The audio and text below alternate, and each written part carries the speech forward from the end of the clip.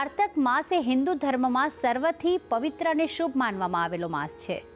આ માસ ભગવાન વિષ્ણુ અને માતા લક્ષ્મીની વિશેષ કૃપા પ્રાપ્ત કરાવનાર છે. કારતક માસમાં કરવામાં આવતા સ્નાન, દીપદાન, પૂજા, જપ, તપ અને દાનનું ફળ અન્ય સમય કરતાં અનેક ગણું વધારે મળે છે. તો આ માસ પિતૃઓના માસ તરીકે પણ ઓળખવામાં આવે છે.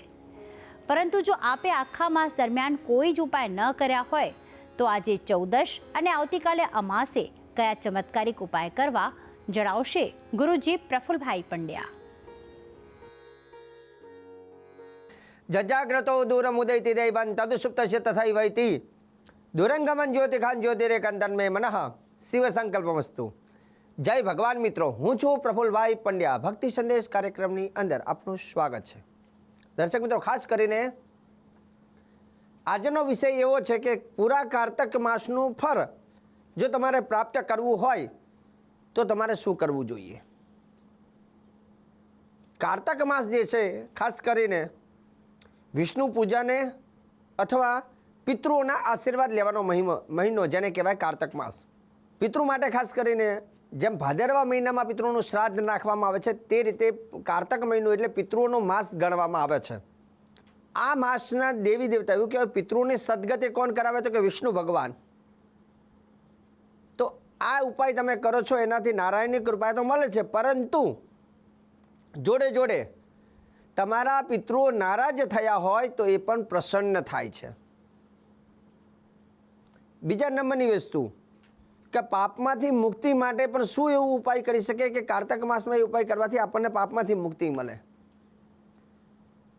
તો આ કારતક માસના અંતિમ દિવસો જેમાં 14 અને અમાસ, ચતુર્દશી અને અમાસના દિવસે કરવામાં આવતો આ ઉપાય કે એ ઉપાયથી ઘણા બધા લાભ છે. પિતૃઓની કૃપા મળે, પિતૃ દોષમાંથી મુક્તિ મળે, પિતૃઓના આશીર્વાદ મળે અને સાથે સાથે ધર્મ, અર્થ, કામ અને મોક્ષની પ્રાપ્તિ કરાવે છે આ કારતક માસ. પણ એ ઉપાય આપણે જે કરવાના છે એની આપણે વાત કરવાની છે.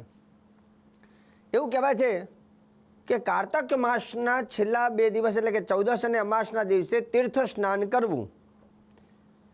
નદી હોય તો નદીની અંદર તીર્થ સ્નાન કરવું, અને નદી ન હોય ને ઘરમાં જો સોસાયટીમાં તમે સિટીમાં રહેતા હોય તો તમારા ઘરની અંદર ગંગાજળ, યમુનાજળ, નર્મદા જળ, જો કોઈ નદીનું જલ હોય, પ્રયાગરાજનું જલ હોય તો એને તમારે તમારી ડોલની અંદર પધરાઈ અને પછી સ્નાન કરવું. તો તે સ્નાનનું ફળ તમને તીર્થ સ્નાન, નદીમાં સ્નાન કરેલું ફળ તમને પ્રાપ્ત થાય છે. અને એવું કહેવાય છે કે જે કારતક માસની 14 અને અમાસના દિવસે તીર્થ જલથી સ્નાન કરે છે તેને મોક્ષ મળે છે. બીજા નંબરની વસ્તુ, સ્નાન કરીને આજના દિવસે જે કોઈ વ્યક્તિ આજે અથવા કાલે જે કોઈ વ્યક્તિ પીપળના વૃક્ષના મૂળમાં જલ પધરાવે છે, પીપળના વૃક્ષના મૂળની અંદર જલ અને જલમાં થોડુંક ચંદન નાખવાનું, ચંદનયુક્ત જલ જો પીપળના મૂળની અંદર પધરાવે છે અને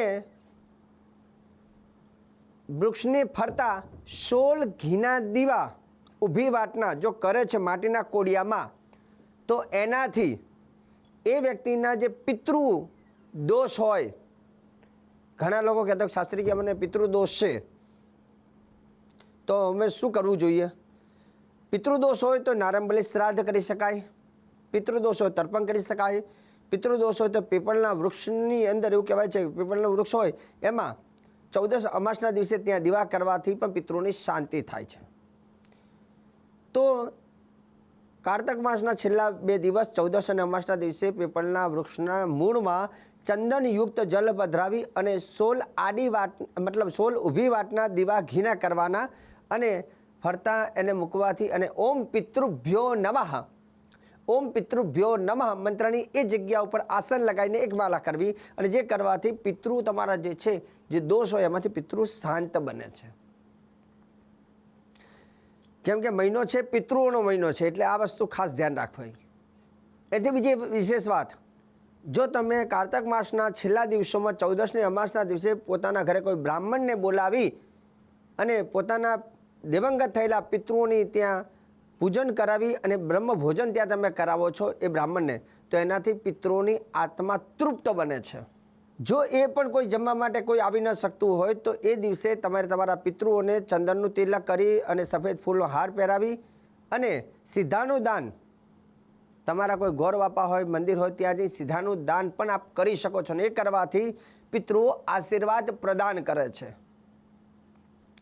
જો આ છેલ્લા દિવસોમાં તમારે જીવનમાં કરેલા સમસ્ત પાપોમાંથી ક્ષય, પાપોમાંથી મુક્તિ મેળવવી હોય તો તમારે પીપળના વૃક્ષની નીચે મૂળમાં એક ખાલી દીવો કરવાનો અને ધૂપ પ્રગટાવવાનું અને એ પીપળના વૃક્ષની તમારે 108 પ્રદક્ષિણા કરવાની, સફેદ સૂતરનો દોરોની ગાંઠ મારવાની અને એ દોરાને પકડીને એ પીપળના વૃક્ષની તમારે 108 પ્રદક્ષિણા કરવાની અને એ દોરો ત્યાં બાંધી દેવાનો. 108 સફેદ કલરનો જે દોરો આવે છે એ દોરાનો ઉપયોગ કરવાનો અને 108 પ્રદક્ષિણા કરવાની છે.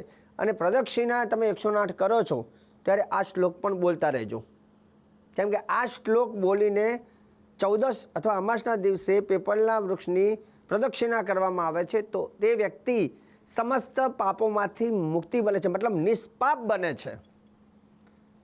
હવે જ્યારે પ્રદક્ષિણા 108 કરવાની છે એટલે ગણતરી પણ તમારે જાતે જ કરવાની છે, કેમ કે આપણે 109 નહીં અને 107 નહીં પણ 108 જ કરવાની છે. એટલે એ પ્રમાણે ગણતરી કરવા માટેનું પ્લાનિંગ વિચારીને પછી એ કરવાનું.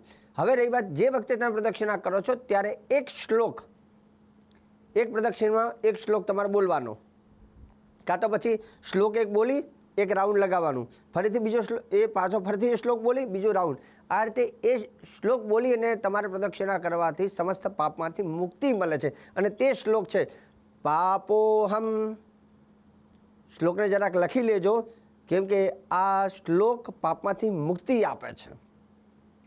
પાપોહમ પાપ કર્માહમ પાપાત્મા પાપ સંભવ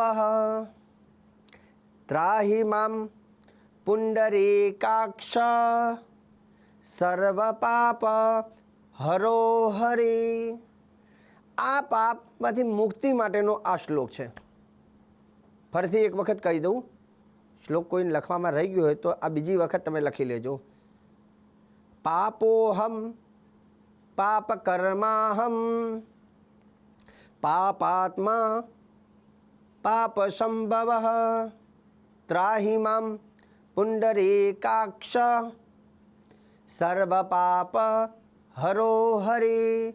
આનો અર્થ એવો થાય, પાપોહમ પાપ કર્માહમ, હે ભગવાન મારાથી જે કંઈ પાપ થયા છે અને આગળ પણ મારાથી થશે, કેમ કે હાલતા ચાલતા કીડી મકોડા પગમાં આવી જાય તો પણ પાપ લાગે, ઘણી વખત જાણતા પાપ થાય, ઘણી વખત અજાણતા થાય. તો આપણે મનુષ્ય છે ને નાના મોટા બધા પાપને જીવ હિંસાને બધું થવાનું છે. ઘરમાં ઘણી વખત સાફ સફાઈ કરતા હોય, કીડી મકોડા જેવા ઘણા બધા જીવજંતુઓ મરી જતા હોય, કેમ કે આપણે ઘરને શુદ્ધ રાખવું પણ જરૂરી છે. તો કોઈ પણ પાપ કર્મ થયા છે અને જે થવાના છે તો એ બધા પાપમાંથી આપણને મુક્તિ મળે. તો પાપોહમ પાપ કર્માહમ પાપાત્મા પાપ સંભવ. અને હે ભગવાન ત્રાહિમામ પુંડરીકાક્ષ, હે ભગવાન નારાયણ મને પાપમાંથી મુક્તિ આપો. સર્વ પાપ હરો હરિ, બધા જ પાપોને હરી લેજો. આ શ્લોકનું મહત્વ છે.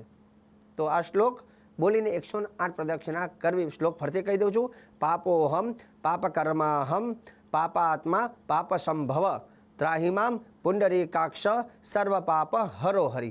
બીજા નંબરની વસ્તુ, આ તો પાપમાંથી મુક્તિનું કહ્યું છે. હવે છેલ્લા દિવસોમાં પણ તમારે જો 14 કારતક મહિનાની 14 અથવા અમાસ છેલ્લી બાકી રહે તે દિવસે જો તમારે એક ઉપાય કરો છો તો એનાથી તમને વૈકુંઠની પ્રાપ્તિ થાય છે. તુલસી માળા ધારણ કરવાની વિધિ. ઘણા લોકો કહેતા હોય કે શાસ્ત્રીજી અમે વિષ્ણુ ભગવાનની પૂજા કરીએ છીએ, અમારે તુલસીની માળા પહેરવી છે, તો મને માળા ક્યારે પહેરવી જોઈએ? ઘણા પ્રશ્ન કરે. તો તુલસી માળા ધારણ કરવા માટે પણ શ્રેષ્ઠ દિવસોની વાત કરીએ તો કારતક માસમાં તુલસી માળા ધારણ કરવાનું વિશેષ મહત્વ છે. જો તમે નથી કરી અથવા કરવા માંગતા હોય તો કારતક માસ પૂર્ણ થાય 14 અને અમાસ છેલ્લી જે દિવસો 2 તિથિ છે તો એ દિવસોમાં પણ તુલસી માળા તમે ધારણ કરી શકો છો.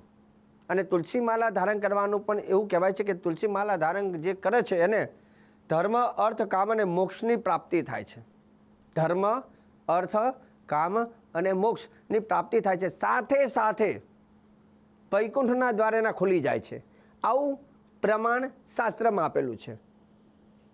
પ્રમાણ આ રીતે છે: નિવેદ્ય કેશવે માલામ તુલસી કાષ્ટ સંભવામ વહતે યો નરો ભક્ત્યા તસ્ય વૈ નાસ્તિ પાતકમ. એવું કહેવાય છે કે જે વ્યક્તિ તુલસીની માલા કારતક માસની અંદર જો ધારણ કરે છે તો એને ધર્મ અર્થ કામ અને મોક્ષની પ્રાપ્તિ, સાથે સાથે વૈકુંઠના દ્વાર ખુલે છે અને ભગવતની કૃપા એની પર વિશેષ, કેમ કે તુલસીજી વગર શાલિગ્રામની પૂજા પણ નથી થતી, પૂજા પણ અધૂરી રહે છે. અને શાલિગ્રામ એ ભગવાન નારાયણ. તો નારાયણ એવું કહેવાય છે કે વૈકુંઠની અંદર વાસ કરવો છે, નારાયણની જોડે રહેવું છે, તો નારાયણને પ્રિય છે તુલસીને. તુલસીની માલા તમે પહેરીને નારાયણની પૂજા કરો છો તો ભગવાન નારાયણ બહુ પ્રસન્ન થાય છે. તો ખાસ કરીને જે લોકોને તુલસી માલા ધારણ કરવી હોય એ આજ અથવા કાલ, મતલબ કારતક માસનું અમાસ સુધી છેલ્લો દિવસ જે હોય ત્યાં સુધી તમે કરી શકો છો. તો દર્શક મિત્રો, આજે કારતક માસનું પૂરેપૂરું પુણ્ય ફલ પ્રાપ્તિ માટે મેં એક તો પાપમાંથી મુક્તિના ઉપાય કયા છે, તીર્થ સ્નાનનું મહત્ત્વ કયું છે, પિતૃઓના આશીર્વાદનું મહત્ત્વ કયું છે અને તુલસી માલા ધારણ કરવાનું પણ મહત્ત્વ કયું છે. તો આ બધી વસ્તુમાંથી તમે જે તમને અનુકૂળ હોય તે તમે કરી શકો છો. પણ હંમેશા જ્યારે ધર્મની વાત આવે છે, શાસ્ત્રની વાત આવે છે, લોકોના પ્રશ્ન અમારી સામે આવે છે, ત્યારે તે પ્રશ્નોનો સચોટ અને શ્રેષ્ઠ જવાબ અને સરળ ભાષામાં ઉપાયો સાથે જો કંઈ કહેતા હોય તો અમારો ભક્તિ સંદેશ કાર્યક્રમ છે. અને ઘણા બધા લાખો લોકો અને નિહાળી રહ્યા છે. અને એ લોકોના જ્યારે મારા ઉપર ફોન આવે છે કે શાસ્ત્રીજી અમને આ વસ્તુની ખબર નથી પડતી, તો અમે એ લોકોને જ જણાવીએ છીએ. પણ ટોપિક સારો હોય, વિષય સારો હોય, જે લોકોના કલ્યાણ માટેનો વિષય હોય તો એના ઉપર વિસ્તારથી અમે આ કાર્યક્રમના માધ્યમથી લોકો સુધી પહોંચાડવાનું એક કાર્ય કરીએ છીએ. કેમ કે દરેક લોકોના ઘરની અંદર પૂજા પાઠ, ધર્મ અને સંસ્કારને લઈને તમામ વસ્તુની સચોટ જાણકારી આપનાર કોઈ કાર્યક્રમ હોય તો ભક્તિ સંદેશ કાર્યક્રમ છે. તો હું પ્રફુલ્લ પંડ્યા સદૈવ આવો કાર્યક્રમ કરતો આવ્યો છું અને કરતો રહીશ. તમને જરૂર પડે, તમને કંઈક પ્રશ્ન ખબર પડે તો ચોક્કસ ફોન કરજો અને હું તમને ચોક્કસ ટીવીના માધ્યમથી તમને જવાબ આપીશ. હવે દર્શક મિત્રો, મને આપી દો રજા તમે. જય ભગવાન.